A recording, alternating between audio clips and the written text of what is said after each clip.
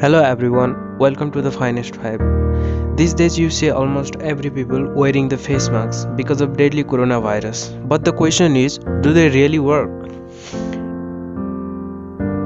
Like we all know, prevention is better than cure. So any kind of face mask is gonna be better than no mask at all.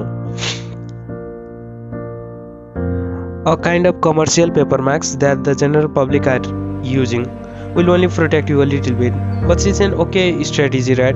If you have only cold or flu and don't want to cough on people.